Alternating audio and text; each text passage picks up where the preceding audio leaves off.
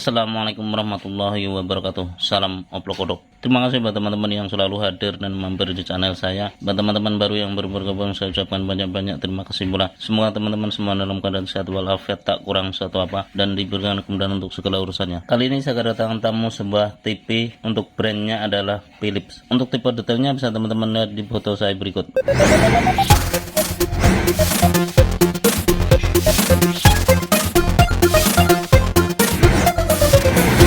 Berdasarkan informasi yang saya terima dari pasien saya, bahwasannya untuk TV Philips ini rusak, tapi untuk jenis kerusakannya itu pasien saya tidak menyebutkan secara detail. Selanjutnya untuk kali ini TV saya sudah colokkan dan terlihat untuk indikator standby nya nyala ya teman-teman.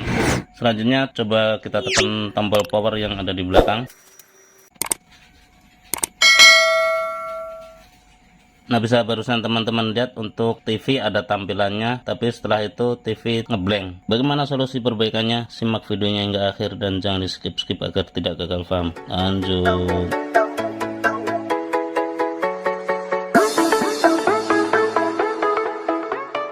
Dan inilah mesin TV tersebut setelah saya bongkar untuk cover belakangnya. Bisa teman-teman lihat untuk mesin TV ini itu untuk power supply dan mainboard utama itu menjadi satu blok teman-teman, seperti ini. Dan bisa teman-teman lihat di sisi sini, ini adalah port LAN, dan port inilah yang membuktikan bahwa TV ini sudah support Smart TV, bisa terhubung ke internet. Di sisi bawah ini terdapat baut yang memanjang, dan ini adalah T-Con atau timing control yang terhubung langsung dengan panel LCD-nya. Selanjutnya kabel penghubung antara mainboard dan T-Con ini adalah kabel LVDS. Seperti di percobaan awal bahwasannya TV ini bisa start, tapi untuk tampilan itu hanya sesaat. Saya bisa memprediksikan untuk mainboard ini bisa jadi tidak ada masalah, dan untuk T-Con beserta panel LCD-nya bisa jadi tidak ada masalah. Dan analisa saya itu permasalahannya itu bisa jadi ada di backlight ya teman-teman. Selanjutnya coba kita lakukan pengukuran tegangan di area sekunder.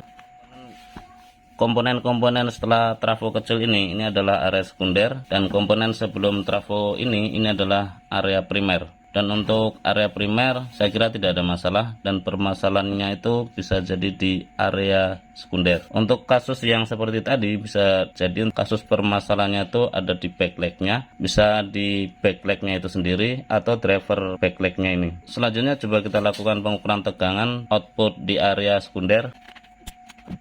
Kembali TV saya colokkan. Nah, bisa teman-teman lihat untuk indikatornya nyala seperti ini. Selanjutnya untuk tombol powernya di sini teman-teman, coba kita tekan.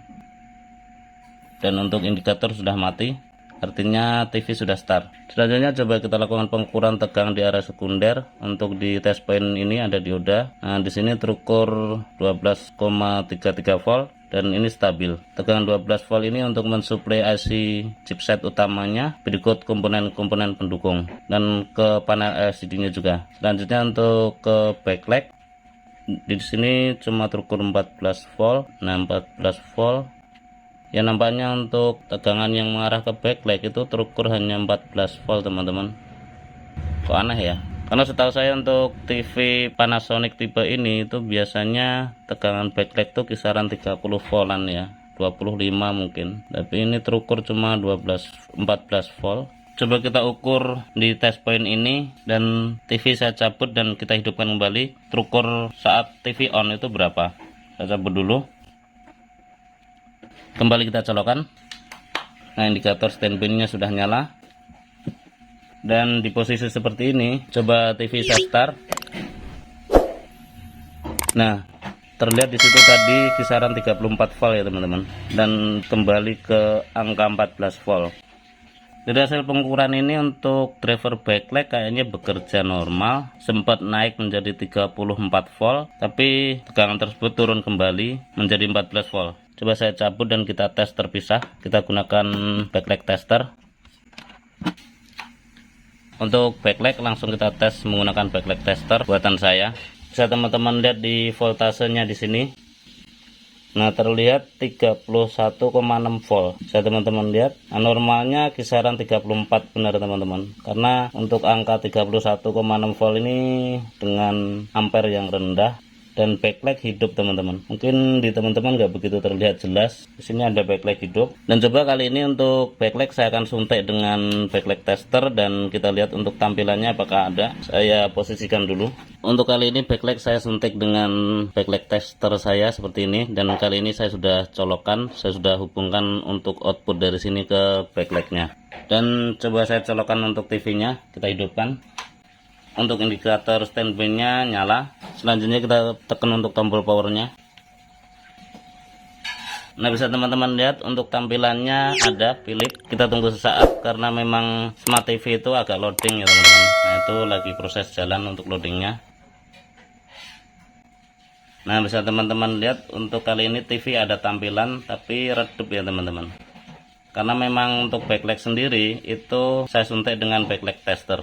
Tapi dari percobaan ini setidaknya kita bisa memprediksikan bahwasanya untuk mainboard TV, panel LCD itu tidak ada masalah, dan permasalahannya itu ada di backlight. Bisa di backlightnya itu sendiri atau driver backlightnya. Selanjutnya kita bongkar untuk TV-nya dan kita angkat untuk LCD-nya. Kita lihat untuk backlightnya itu seperti apa. Lanjut. Untuk kali ini LCD saya sudah angkat dan kita langsung lakukan pengecekan backlight per lajurnya. Untuk lajur pertama di sini coba kita ukur. Nah, bisa teman-teman lihat untuk hasil ukurnya terukur 32,2 volt dan itu stabil ya teman-teman. Selanjutnya untuk lajur kedua, nah ini pun sama terukur 32,2 volt. Nah, artinya dari kedua backlight ini setelah kita bongkar dan kita ukur per lajur, itu beban yang ditampilkan antara kedua lajur ini sama, terukur 32 volt. Artinya dari hasil pengukuran ini untuk backlight saya kira tidak ada masalah, dan permasalahannya itu ada di driver backlightnya. Dan kali ini berarti saya salah prediksi ya teman-teman. Selanjutnya kita rapikan kembali dan kita lakukan perbaikan di driver backlightnya. Oke teman-teman, setelah kita membuka untuk backlightnya tadi, kita sudah lakukan pengecekan di backlight. Ternyata untuk backlight tidak ada masalah ya teman-teman. Dan analisa kita selanjutnya itu permasalahan ada di driver backlight. Di sini untuk driver backlightnya. Di percobaan awal saya sudah melakukan pengukuran di semua area driver backlight sini. Ini saya tidak menemukan komponen-komponen yang mencurigakan. Di sini termasuk MOSFET-nya ini saya sudah pernah lakukan pergantian. Begitu juga untuk driver MOSFET-nya ini pun sama, saya sudah lakukan pergantian tapi tidak membuahkan hasil. Untuk backlight sendiri itu nyala sesaat seperti di video sebelumnya, seperti di video awal. Dan untuk mencari solusi untuk kasus seperti ini, tentunya kita harus pahami jalur dan skematik dari mesin TV ini. Pada dasarnya TV ini disuplai dengan dua macam tegangan. Di antaranya ini adalah jalur 12 volt untuk mensuplai IC MICOM-nya atau IC utamanya. Selanjutnya ini di sini untuk mensuplai jalur ke driver backlight. Saya sudah coba lakukan pergantian driver backlight universal, tapi itu pun tidak membuahkan hasil teman-teman. Untuk kasusnya sama aja. Untuk backlight hanya hidup sesaat dan input tegangan di jalur driver backlight-nya ini jadi ngedrop menjadi 10 volt. Dan untuk kali ini saya tidak ambil pusing dan saya membuat driver backlight baru dengan melakukan modifikasi. Dan untuk driver backlight yang saya modif itu ini teman-teman. Ini saya sudah rapikan dan komponen yang ada di sini itu saya gunakan modul seperti ini teman-teman. Nah, ini bisa teman-teman beli di online banyak. Dan ini adalah modul bolam lampu LED. Di sini bisa kita lihat untuk ampernya itu hanya 110 mA dengan watt bisa support 14 sampai 26 watt. Dan untuk outputnya itu menyesuaikan. Dan pada dasarnya untuk modul ini itu ada dua, ini tinggal kita patahkan aja di sini. Nah, seperti ini. Kebetulan saya ada 3, yang satu sudah saya install di sini, yang 2 masih ada stok di saya. Untuk skematiknya di sini kita input dari tegangan AC 220. Selanjutnya ini adalah outputnya, tertulis di situ plus dan min. Dan outputnya sendiri itu menyesuaikan beban teman-teman. Bisa teman-teman lihat untuk ampernya itu kecil, hanya 110 mA. Ya memang untuk lampu backlight itu ampernya kecil ya teman-teman. Dan setelah saya gunakan modul ini untuk backlight itu hidup normal dan adem ya teman-teman, tidak panas. Karena di awal untuk kasus IC ini tuh tadi sempat saya pegang-pegang itu sangat panas sekali saat bekerja. Setelah saya gunakan modul ini itu alhamdulillah modul ini nggak begitu panas karena memang ampernya itu nggak seberapa gede. Dan di sini untuk sistem on off-nya saya gunakan sebuah relay seperti ini teman-teman.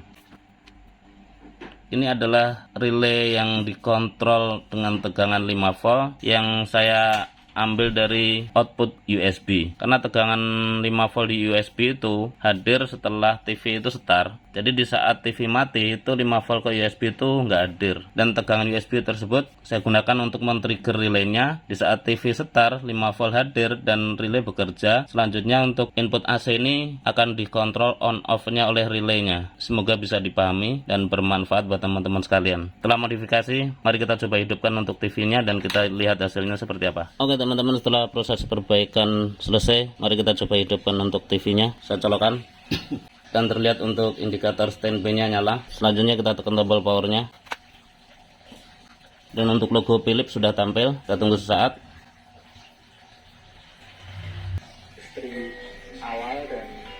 Nah, kali ini TV sudah hidup normal kembali. Dari hasil percobaan ini saya bisa pastikan untuk TV sudah normal kembali. Terima kasih buat teman-teman yang sudah mengikuti tutorial ini dari awal hingga akhir. Semoga bermanfaat. Jika teman-teman bila informasi ini dirasa penting dan berguna, akhirnya dari saya bila taufik walhidayah. Assalamualaikum warahmatullahi wabarakatuh. Salam kupluk-kupluk.